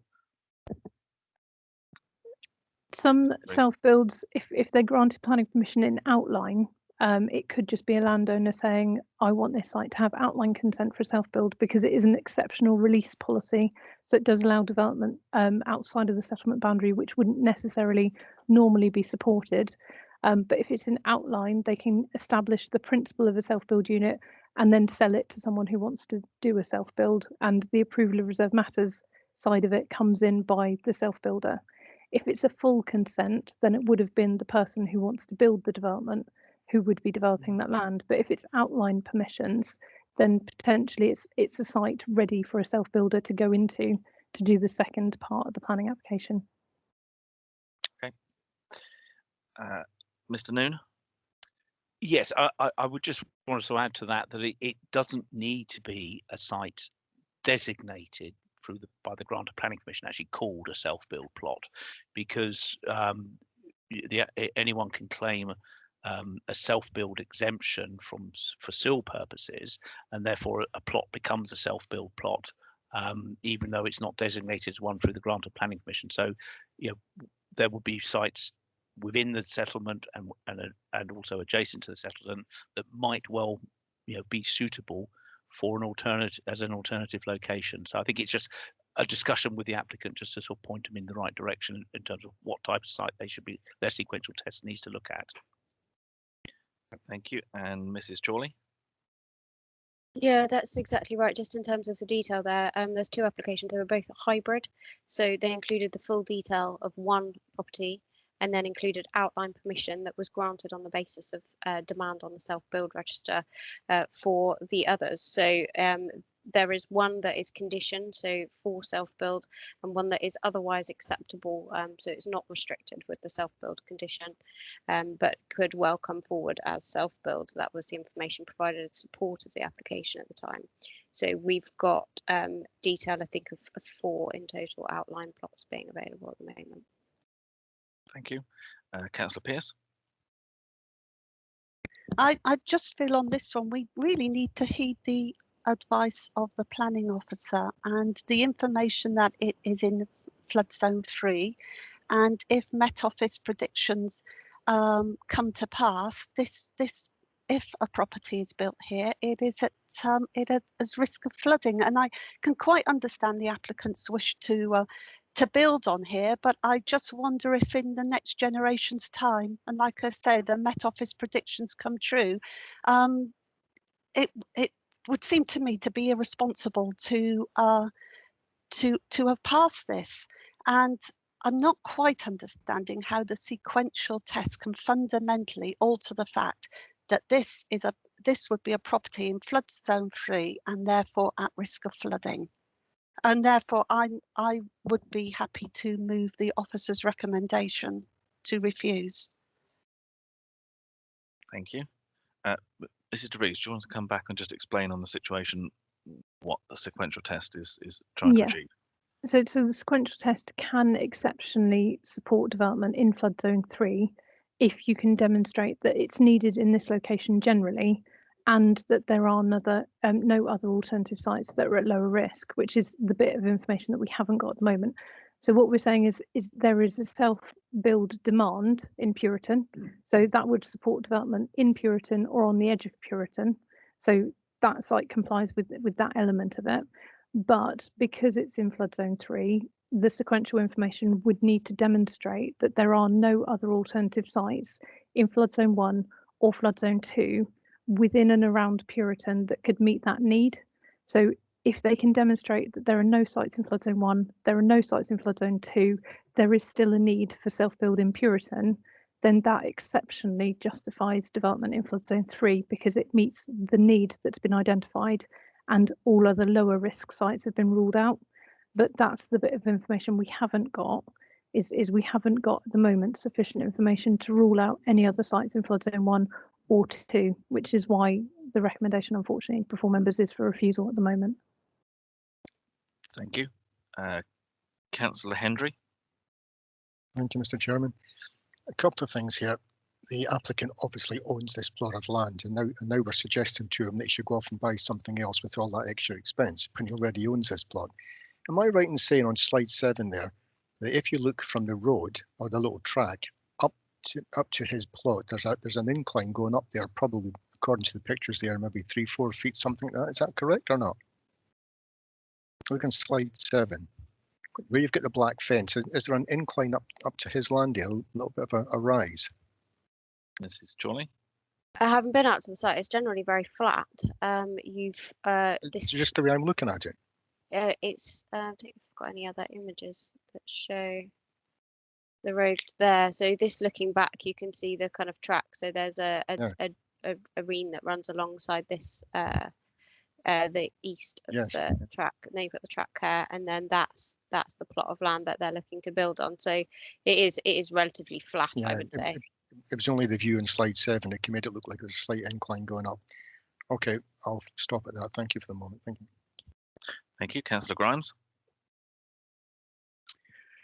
Yes, thank you, Chairman. I think I'd be inclined to second the recommendation for a deferral for the 3 cycles, because at the end of the day, this will give the applicant time to check everything out, and it would give us a better insight into what's in front of us. Thank you, Chairman. Thank you.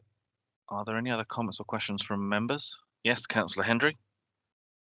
I 100% agree with Councillor Tony Grimes, everything he's just said there. I back him to the hilt on that. Thank you. Councillor Scott. Yes, thank you, Chairman. I was going to say I will support that as well, because I think if we refuse, then if I'm right, the applicant could actually come back with the information required anyway. So to speed things up a little, I guess it would be better to defer this. Thank you. I think also, unless I'm incorrect, I think this is the second application because there was a withdrawal before. So were we to refuse and the applicant have to come back, he would have to pay a full fee again. Whereas if we defer, then obviously we're allowing that to be done without an extra cost. Are there any other comments or questions from members? We have then a recommendation which has been moved and seconded for deferral on the basis of the to receive further information in request to do with the other sites that may be available in a sequential test. So that would be a deferral for up to 3 cycles. Those in favour of that deferral, please show.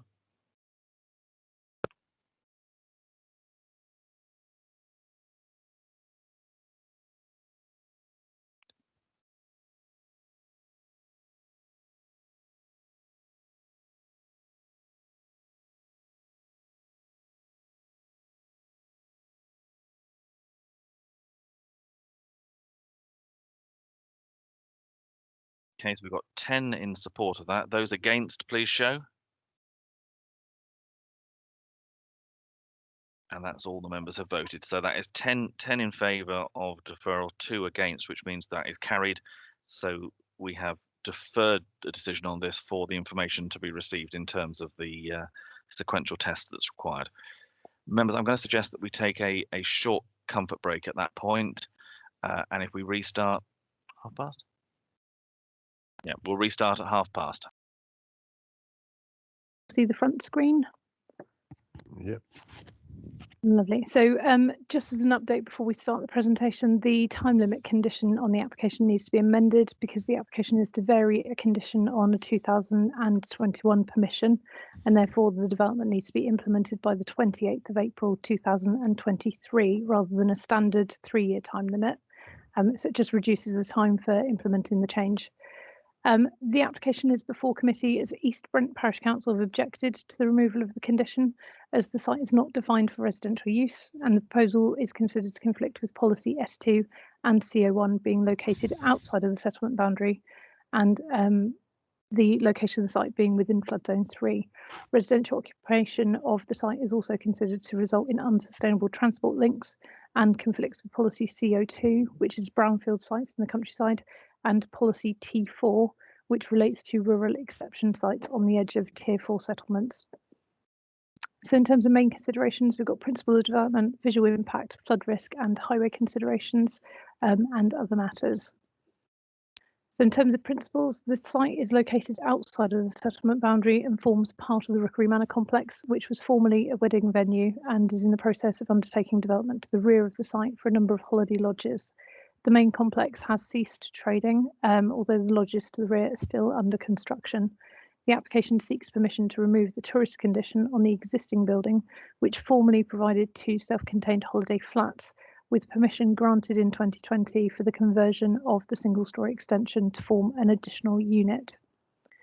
So in terms of location, you can see the existing building just indicated with a red arrow. The building is detached from and lies to the west of the main complex, and access is off Edingworth Road to the front, and there's a parking area to the rear of the building. Under the Equality Act 2010, the local authority has to have due regard to the need to eliminate discrimination, harassment, victimisation and advance equality of opportunity between persons who share relevant protected characteristics and persons who do not, and foster good relationships between those with and without relevant protective characteristics. So this is relevant for this application, as the proposal would relate to the loss of tourist accommodation which could have previously been enjoyed by all, although its loss would make it become available as market accommodation, which would equally be available to the wider public, and with the 2 units providing ground floor accommodation would remain as accessible as they were previously. So whilst the removal of the condition would result in the removal of the holiday use, it's not considered to impact on any particular group or identified protected characteristics under the Equalities Act. Policy S2 of the local plan supports redevelopment or reuse of previously developed land or buildings to ensure sustainable development. And policy G17 seeks to retain tourist restrictions unless it can be demonstrated that the site is no longer viable and it has been marketed, and the accommodation should be suitable for residential development, and it's encouraged that sites should be well related to existing settlements. In terms of location, the site is located between Rooksbridge and East Brent, but outside of any settlement boundary, and is therefore falls within the countryside. As a result of COVID, there's been a significant impact on the tourism enterprises and the rural economy. And in March 2020, the application was submitted and approved to convert the building, subject to this application, to 3 self-contained units, adding an additional unit to the existing accommodation. This was intended to support the business when limitations relaxed. Notwithstanding this, the agent has confirmed that the business as a whole was offered for sale on the market in 2019 and currently remains on the market with no interest. Given the limitations that have been imposed as a result of COVID and the financial impact that this has had, officers are satisfied that unfortunately the former use and the business model for this site is no longer viable. As the application seeks to remove the tourism condition only, there are no changes proposed to the external appearance of the building, as shown on the 2020 planning application for the conversion of the garage. So the building details modest balconies on the west elevations, with the entrance of 2 of the properties to the front of the building and the 3rd unit to the rear. The above 2 images show a view of the building from the road looking east and a view from the site looking south. So this view again shows the building from the road looking west. Access to the site is located to the front and east of the main building, with a parking area to serve the development to the rear. The existing access and parking provision is considered to be sufficient for development at this scale, so no objections are raised in terms of highway safety. Due to the location of the site, it's acknowledged that there is limited public transport opportunities, resulting in a high dependency of car use, but this would remain the case if they were occupied as tourist accommodation, and therefore there would be no adverse impact as a result of this. So this shows a view of the parking area and the rear of the existing single-storey extension, which was proposed to have some additional openings as a result of the conversion works. So on the east elevation, there were 2 additional windows shown. On the rear elevation that members can see in this image, there would have been a full-length opening, and then on the west elevation, an additional window and set of French doors. The existing single-storey extension currently houses machinery which was used in connection with servicing of the original business, and these are let on a monthly basis, which impacts further on the financial viability of the remaining enterprise. The loss of this use would result in this function in connection with the lodges being outsourced, which has been confirmed as being more cost effective for the existing business. The consent last year accepted the conversion of this space to an additional unit, so there's no objection in principle to this. Effectively, the removal of the condition would permit two two-bed apartments within the two-storey building and one-bed apartment within the single-storey element of the building. Due to the location of the site within an area of flood risk, the floor plan was amended to ensure both the ground floor units have access to first floor in the event of flood risk. Following this amendment, the Environment Agency removed their objection to the application and recommended conditions. The removal of the condition would result in the residential occupancy of the building as 3 separate residential units, 1 and 3 being within the two-storey element and Unit 2 being within the single-storey element. Sufficient information has been provided in respect of marketing and the financial viability of the main site to justify the removal of the condition, and the internal accommodation is considered sufficient for sole residential use. Policy S2 of the local plan supports redevelopment or reuse of previously developed land or buildings, and whilst the location of the site within the countryside is within the countryside, it is one of a number of residential buildings in this location, and due to the siting between Rooksbridge and Eddingworth, it's not considered to result in unsustainable development in this context. So, as such, the principle of development is considered to be acceptable. The visual impact of the development remains as per the 2020 permission, and therefore there is no impact on the character of the surrounding area. The site is within flood zone 3, although internal alterations allow for safe refuge and the Environment Agency recommend conditions. The access is sufficient to serve the development proposed, and there are existing parking spaces to provide appropriate parking for the size of the development proposed. East Brent Parish Council objected to the removal of the condition as the site is not defined for residential use and was considered to conflict with policy S2 and CO1 due to the location outside the settlement boundaries. The proposal would comply with S2, and as such there's no requirement for the development to relate to an agricultural or rural specific use in accordance with policy CO1. They also object regarding conflicts with policy CO2, which relates to infill development. This would not be a relevant policy in this case, as it's for the reuse of an existing building and not new development. Policy CO3 does consider brownfield development in the countryside, which promotes residential only schemes which are reasonably well related to Tier 1 to 4 settlements. Both Rooksbridge and East Brent are Tier 3, and whilst this site is detached from these, it is well connected through highway links. The policy also confirms that mixed uses are unlikely to be viable for 5 or less units. Policy T4 relates to rural exception sites within or on the edge of Tier 4 settlements. This is not a relevant policy for this application. So the application is therefore considered to be acceptable and is recommended for permission. Thank you. Thank you very much. Are there any comments or questions from members, please?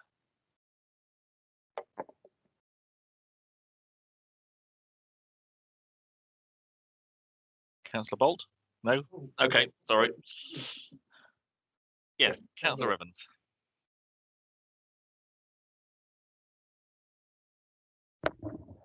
Thank you very much, Mr. Chairman. Thank you for a really interesting presentation. I wonder if I could just confirm under policy, I think it's D17. I was just checking while I was waiting for somebody else to speak first, whether what needs to be marketed is the entire business or whether it's this unit, and whether this unit could be marketed as separately for continued tourism use, separate to the entire Rookery Manor enterprise.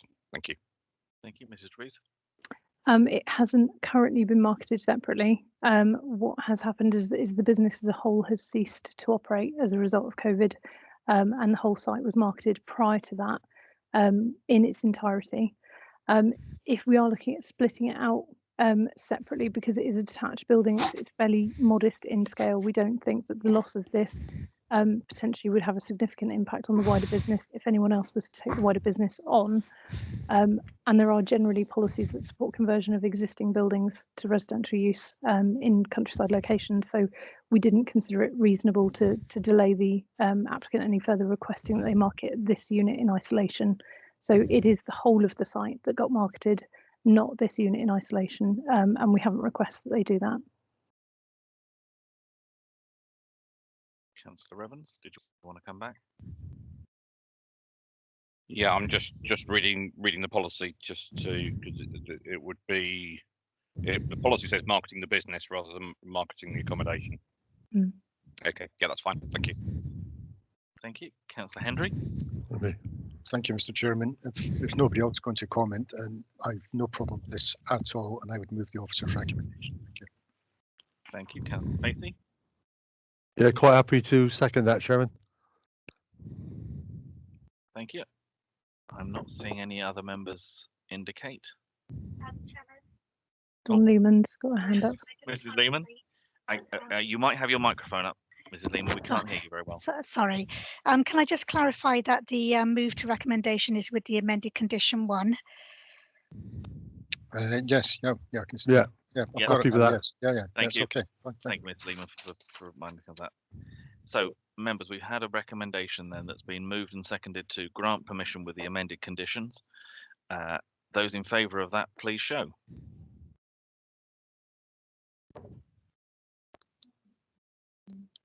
Yep, I would agree with that. So that's clearly carried unanimously. Right, members, if you could turn then please to page 25. And we move to Pollet. And I think, Amelia Elvey, you're presenting this one. Yes, thank you, Chairman. Hello, everybody. Good morning. I am going to present to you my application. Sorry, just bear with me, just setting up that. Can everyone see my screen? Not just yet, No? but I'll tell you when it comes up. Okay, sorry. No, we've still got nothing yet. Okay. Hopefully now. Yes, looks like we're getting there. We've got, yes, cover pages there. Okay, brilliant. Thank you. Okay, so the application is at 29 Quantock Rise, Paulet. It's for the proposed conversion of loft to living accommodation by way of installing dormer windows to both the front and the rear, erection of a 2-storey side extension, and also creation of a parking area in the front garden space. Right, so the main policies of the local plan to consider are D2, D14 and D25, and this reflects the main considerations: visual amenity, highway safety and residential amenity. The application is before us as the Parish Council object to the proposal due to concerns relating to the design of the extension, concerns relating to overshadowing and inadequate parking. The application site lies within the village of Paulet to the southwest of the village centre and within the development boundary for the settlement. The development site lies to the east of an unclassified road within a residential area. The existing property is a semi-detached, gabled mid-20th century property, finished with red brick walls and brown double Roman roof tiles. The application seeks consent for the erection of a 2-storey extension to the north elevation, along with the installation of dormer windows to the east and west elevations. A parking area within the front garden area will also be created. Photo 1 shows the site as viewed from the south, showing a number of properties along the same side of the road where flat roof dormers have been installed. Photo 2 shows the proposal site as viewed from the north, and photo 3 is of the properties directly opposite of the application site, where bungalows have also had 2-storey extensions and dormer windows installed. Photo 4 is a closer view of the front of the property, showing that the neighbouring dwelling to the left is set back. Photo 5 shows the rear elevation of the property, where the existing flat roof extension and lean-to conservatory can be seen. Photo 6 is taken from the rear elevation towards the neighbouring property. The existing elevation drawings are also shown. This slide shows the proposed plan and elevation drawings. As they show, the proposed 2-storey side extension will have a ridge and eaves height that match the existing property. Dormers will be installed to both the front and the rear elevations, and the extension will allow for the relocation of the bedrooms to the first floor, along with creating additional accommodation, resulting in a 4-bedroom property. The entrance door will be moved from the side elevation to the front, and the existing lean-to conservatory will be demolished. The extension will be finished in materials that match the existing property. So here are the main considerations. The proposed extension and dormers are considered in keeping with the surrounding area and are not considered to erode the character of the existing property. The creation of the parking area to the front of the property will replicate other development that has taken place along the street. The proposal will introduce first floor windows and these will overlook the gardens of properties along Gaunts Road to the east. These gardens serve two-storey dwellings and are already overlooked by this row of dwellings at Gaunts Road, and the two-storey properties along Pound Road. Whilst closer views of the rear garden area of number 30 Gaunts Road will be created, this is not the immediate amenity area for the property, and the boundary between the application site and this area is approximately 13 metres from the edge of the new first floor window. There are also a number of existing outbuildings as shown in the photos and on the aerial view. The property to the north, number 27 Quantock Rise, is considered to be screened from overlooking due to the existing garage. There may be some further overshadowing of the property to the north generated. However, it is not considered to be much increase in the existing situation due to the existing property size and positioning. The main amenity space for number 27 is the rear grass area, as seen on the aerial view, and this is not considered to be impacted by the proposal. The parking area to be created will be conditioned to be kept free of obstruction to allow for the parking of cars. This will provide 2 spaces, and while standing advice requires 3 for a 4-bedroom property in Zone B, it is considered that there is adequate on-street parking close by, as the majority of properties along Quantock Rise have driveways and parking areas. Additionally, there are no parking restrictions on the road. For these reasons, the officer's recommendation is to grant planning permission with conditions to ensure the parking area complies with standing advice and is kept clear of obstruction. Thank you for listening. Thank you very much. Members, any comments or questions, please?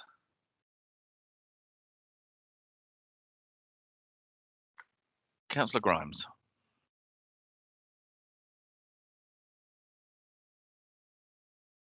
Thank you, Chairman. I don't have any issues with this application at all. I know the area very well. The street scene is most of the houses down there have got dormers in, same type of things.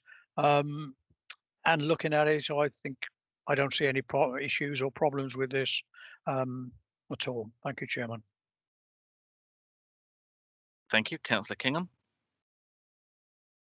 I mean, so I think it's well in keeping with the remainder of the properties in that area.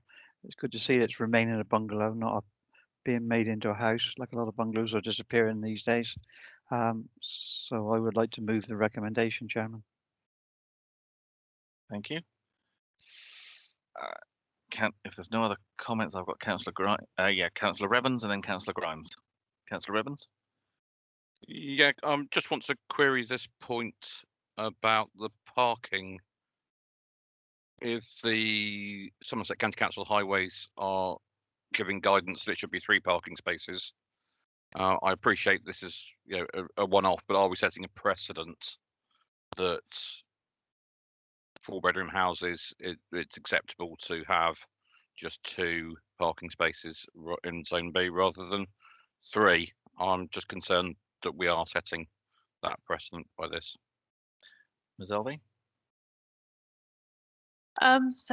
Thank you, Councillor Evans, for your comments. I appreciate where you're coming from. I guess it's always a question of a judgment call, isn't it? And whilst standing advice is there to guide us, it is only guidance. And whilst it would be preferable for there to be an additional parking space, on balance, because there are on-street parking available and other properties on that street have quite large parking spaces in their garden areas, it's considered that in this instance it's acceptable. Thank you. Councillor Grimes. Thank you, Chairman. Yes, in light of what the officer said, I'm happy to second the recommendation. Thank you. Thank you. I'm just checking if there's any other comments or questions that members have before we move to the vote. Not seeing anything. Okay, so in which case we've had the recommendation moved and seconded to grant permission. All those in support of that, please show.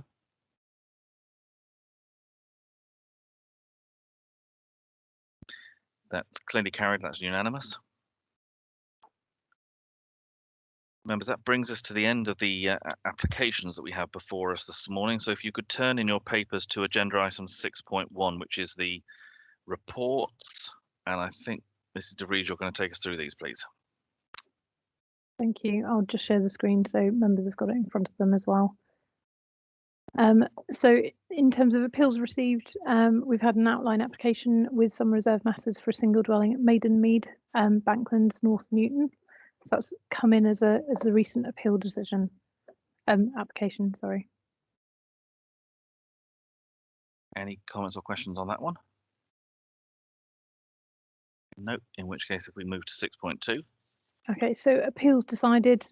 We had retention of a first floor flat to be occupied as caretaker stroke security guard in connection with the business park at Unit A, Winchester Farm in Draycott Road in Cheddar.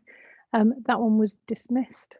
And we've had 2 appeals withdrawn. So outline application for 125 dwellings at Woollavington Hill, land north of Cossington Lane, and outline application for up to 95 dwellings, again, Woollavington Road in Woollavington have both been withdrawn. They were appeals that had been put in by Gladman against non-determination, but I think they're satisfied that we've got a 5-year land supply. So the appeal wouldn't have gone favourably for them, so they withdrew them prior to determination. Okay, I think that the first one on that list has been quite a long-running site, so I don't know. I think Mr. Noon, were you wanting to give just a bit of a background on that one?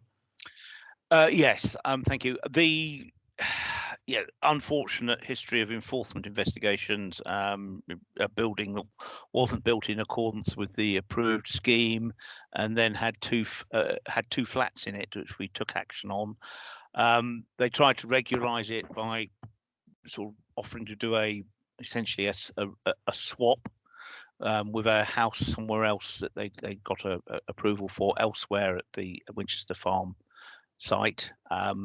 We felt that if there was going to be a dwelling here, that was an approved one. That was a better place for it anyway, for a number of reasons, and convinced the inspector that the retention of a flat in this industrial building, which is essentially right in the middle of the commercial part of Winchester Farm, where all the industrial units are, we convinced the inspector that this was the wrong place for that. We now need to take enforcement action because obviously that flat is there.